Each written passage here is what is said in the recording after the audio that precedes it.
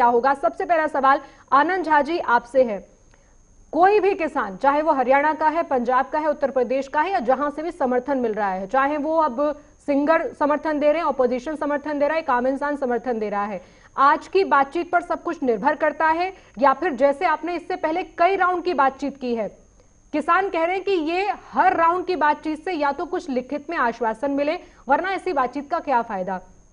कोई बीच का रास्ता आप लोग तलाश रहे हैं इसलिए समय लग रहा है। प्रियंका जी, सबसे पहले तो धन्यवाद। मैं आपको एक चीज बता देना चाहता हूं कि ये जिस आंदोलन, किसान आंदोलन की आप बात कर रहे हैं, वस्तुतः किसान आंदोलन नहीं है।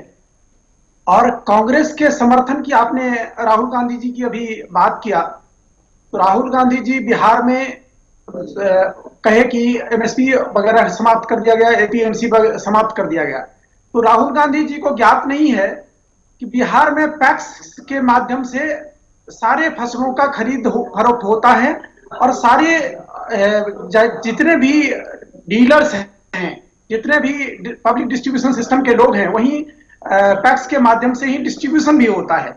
तो इसलिए आपने जो उनकी जानकारी है उसको सुधार लें राहुल गांधी जी।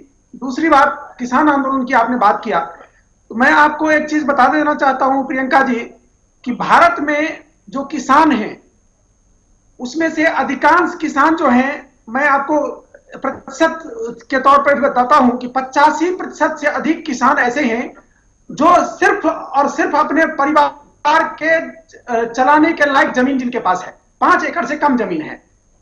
सिर्फ 2% ऐसे लोग हैं, ऐसे किसान हैं जो सरप्लस बेचते हैं मार्केट में।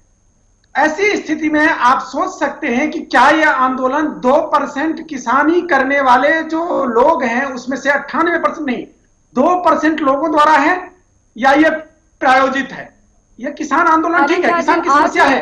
आज आप लोग बातचीत किस लिए कर रहे हैं? अगर आपको लगता है स्पॉन्सर्ड है आंदोलन, इनके नहीं, मैं उस पर भी आ रहा हूं प्रियंका जी, मैं उस पर भी आ रहा हूं, समय बर्बाद उस पर भी मैं उस पर भी आपको बता रहा हूं। चूंकि किसान की जो समस्या है, जिसमें कि चाहे वो भूमि सुधार की बात हो, चाहे व्यवस्था की बात हो, चाहे व्यापार की बात हो, उन सब दृष्टियों से भारतीय जनता पार्टी की सरकार ने सदा काम किया है।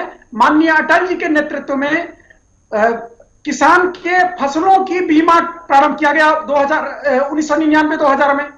उसी तरह से सॉइल हेल्थ कार्ड माननीय प्रधानमंत्री नरेंद्र मोदी जी के नेतृत्व में प्रारंभ किया गया।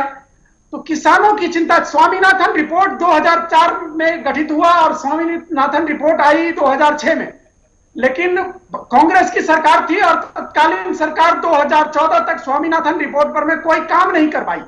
कोई किसान की व्यवस्था, किसान का व्यापार, किसान के वस्तु जो उत्पादन होते हैं उसके कैसे व्यवस्थित किया जाए, उसकी चिंता कांग्रेस को नहीं रही।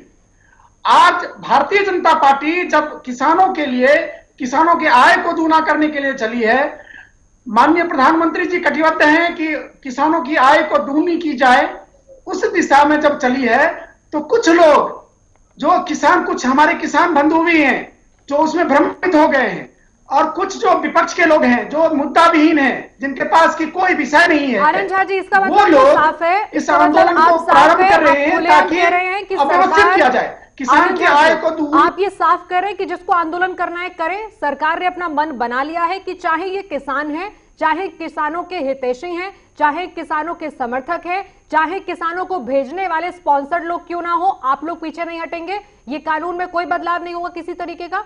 अगर किसान नहीं है ये, तो बदलाव किसके लिए करना चाहते हैं आप लोग?